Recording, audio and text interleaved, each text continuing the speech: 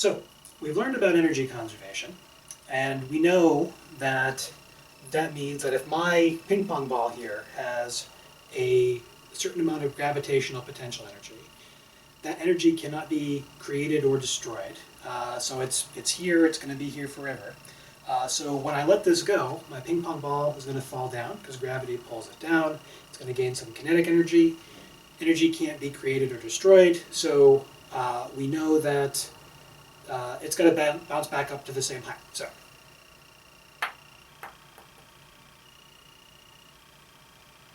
that was disappointing. What's going on here? Well, it turns out there is another type of energy. So even though energy can't be created or destroyed, we can still lose it in some form or fashion to another type of energy. In this case, the energy is going to be thermal energy. Now, thermal energy was, I suppose you could say, discovered by a guy named Joule, who noticed, Joule was actually a brewer, interesting fact. He worked with beer and among other various liquids. But he noticed that when you were boring a hole through an object using some sort of mechanical drill, the drill and the area around the hole would get very, very hot.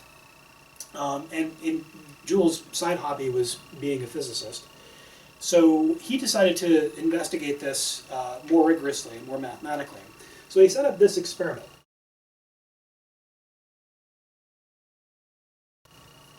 The experiment basically works like this. You've got some weight that is hanging, there's some system of pulleys, but the weight is attached to a paddle, and the paddle is submerged in some water. Or maybe it was beer in Joule's case, I don't know. Submerged in some liquid. And as the weight falls down, that turns the paddle around in the water. So we know, we have a very good way of calculating how much energy the weight has. It's just gravitational potential energy.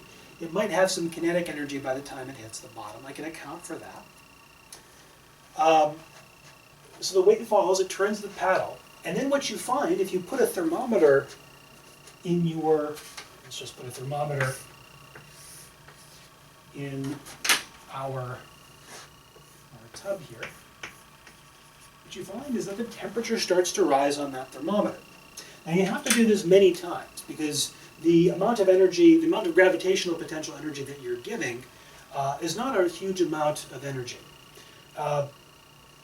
But what you find is that you let the weight fall, that turns the paddle, that gives some kinetic energy to the paddle, that stirs up the fluid. The temperature of the fluid starts to rise because I'm giving it energy. It's kinetic energy. Eventually the fluid will start to settle down, but the molecules are still moving.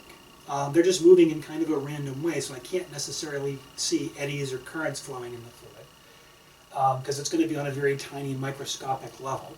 We have to do this many, many times, and eventually we'll start to see a temperature change. So if energy is being conserved, I should be able to calculate that. And I should be able to do it just like any energy calculation, any conservation of energy calculation we've done before. Because I know that whatever my initial energy is, energy can't be created or destroyed, so I've got to have the same final energy. So in this case, I had a block that was suspended in the air. It had some gravitational potential energy. As it falls, that energy gets converted to kinetic energy, which I'll call K. So I've got my gravitational energy of the block, of the weight that's hanging. I've got kinetic energy. That's going to be the kinetic energy of the weight, plus any energy of dealing with the paddle, plus something else, plus some other type of energy. And I'll put a question mark there for now. But that other type of energy, my question mark, has got to be some thermal energy. We'll call that E therm. For the thermal energy, that gets left over. So if I want to know how much thermal energy there is, what we can do is just solve for that E therm. So my thermal energy is just however much gravitational potential energy I started with, minus whatever kinetic energy the block still had when we dropped, as it was falling right before it hit the ground, whatever kinetic energy was left over, that didn't get transferred into thermal energy, that stayed in the block. All the other energy went into the thermal energy of my fluid.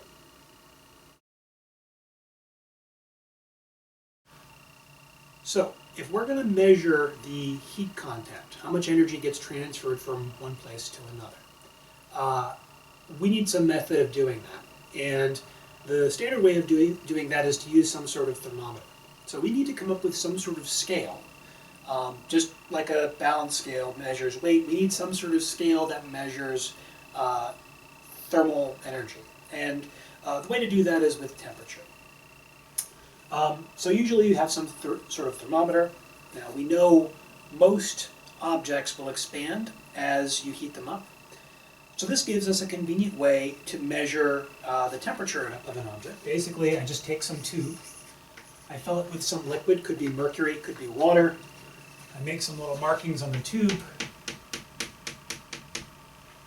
at even spacings, and I just define that to be the temperature. As long as I can reproduce the manufacturing of that thermometer, I give us a standardized way to measure temperature.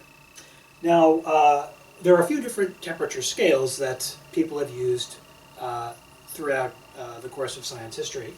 The first one we're going to talk about is the Fahrenheit scale. This is the one that we're familiar with in the US.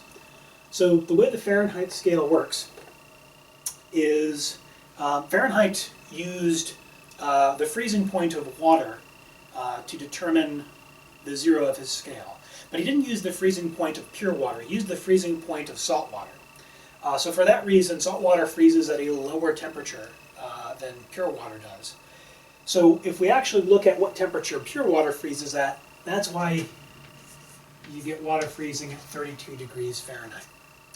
Now, the word degree is actually kind of a peculiar choice here, because if you look at where water freezes and water boils, you could imagine that solid and gas are kind of polar opposites. And since we're talking about degrees here and polar opposites, Fahrenheit said, well, let's make that 180 degrees out of phase,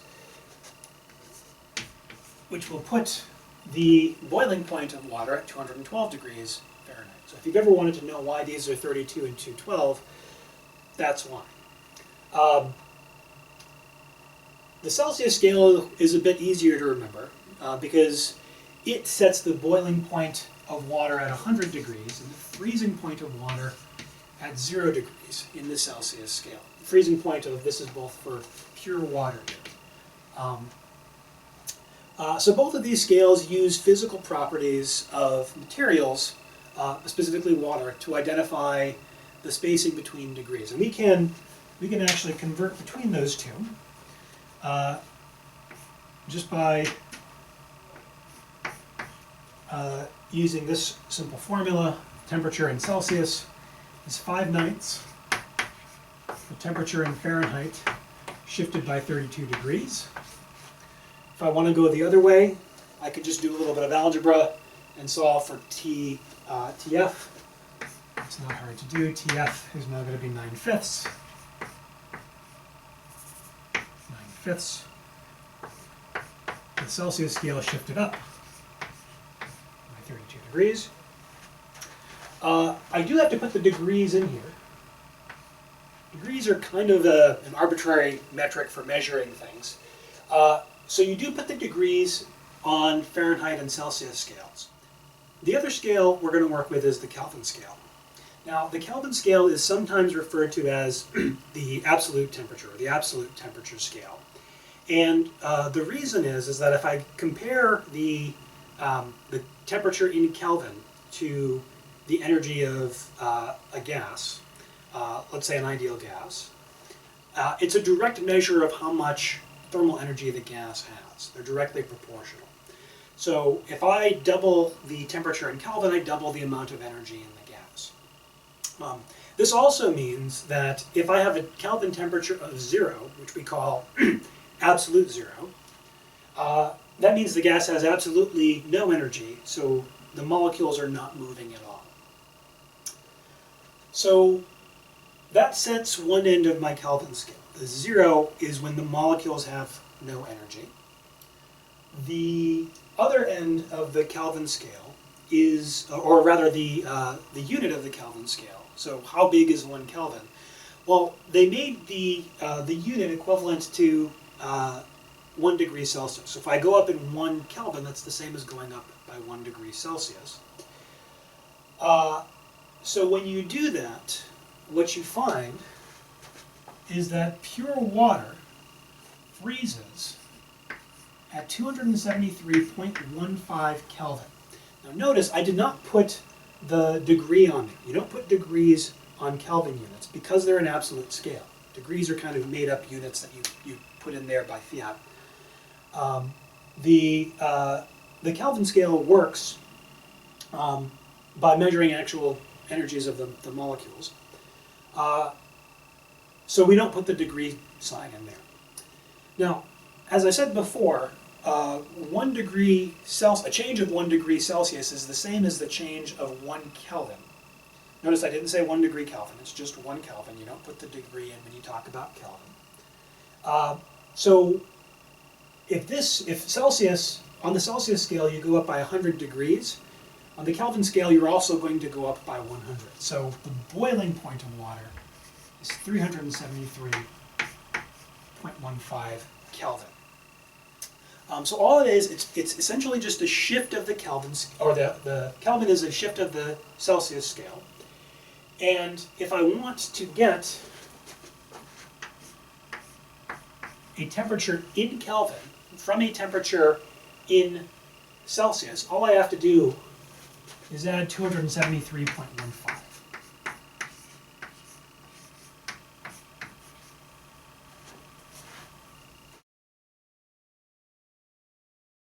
So I mentioned that the Kelvin scale is a direct measure of the amount of thermal energy in an ideal gas. Let's see what that means.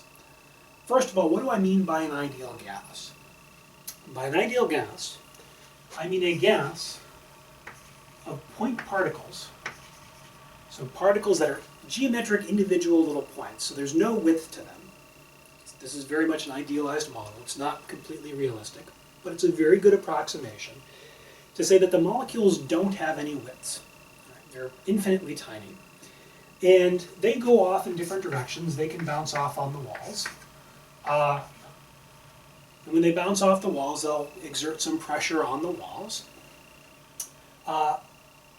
However, the molecules themselves do not interact with each other. So there's no energetic interactions that are going to make the molecules stick together.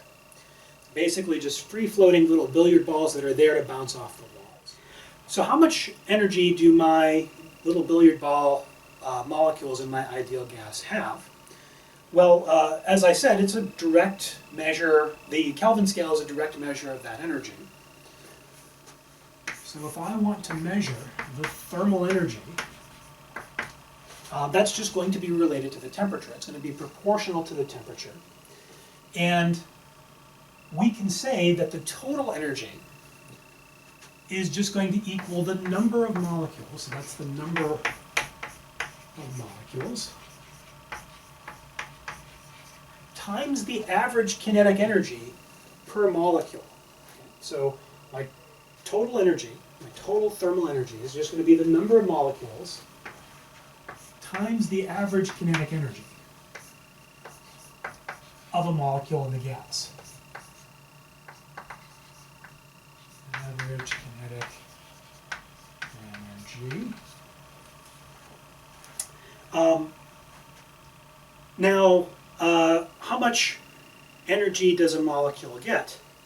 Well, it turns out there's a theorem that you can derive in statistical physics that says that the average energy that a molecule gets is 1/2 kT per degree of freedom. Degree of freedom just means the different ways that it can move. So since there are 3 directions that our molecules can move in, it's going to get 3/2 kT degrees total average kinetic energy. So that would mean that my thermal energy is equal to n, the number of molecules, times the average energy, which is 3/2. I said K. K is actually a specific constant. It's the Boltzmann constant of 3/2 kBT, where Kb, again, is Boltzmann's constant.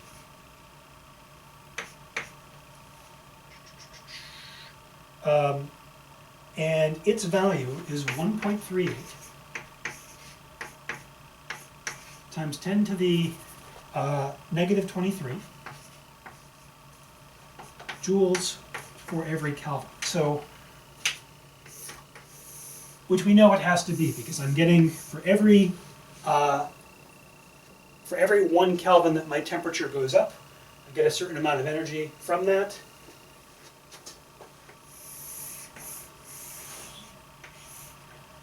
Each molecule gets a certain amount of energy from that, and if I have n molecules, I get that much more energy.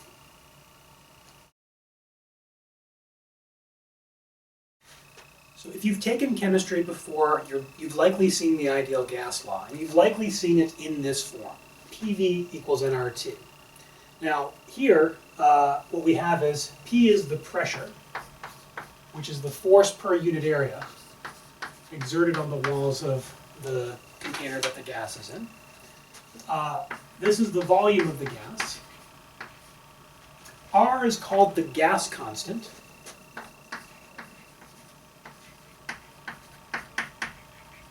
T is the temperature. I've skipped N. I'll get to that in just a second. The gas constant is just a constant. It's given by the value 8.314 ... joules per mole per Kelvin. The per mole unit is, moles is an Avogadro's number, so that's 6.022. 6.022 times 10 to the 23rd. And so the N, the thing that I've skipped, is not the number of molecules, it's the number of moles. So that's the number of 6.022 times 10 to the 23rd particles that you have. So it's like how many dozens of particles, except instead of 12, it's 6.022 times 10 to the 23rd.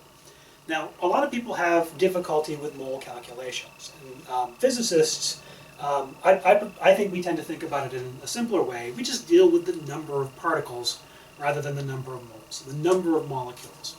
So we actually write our ideal gas law a little bit differently.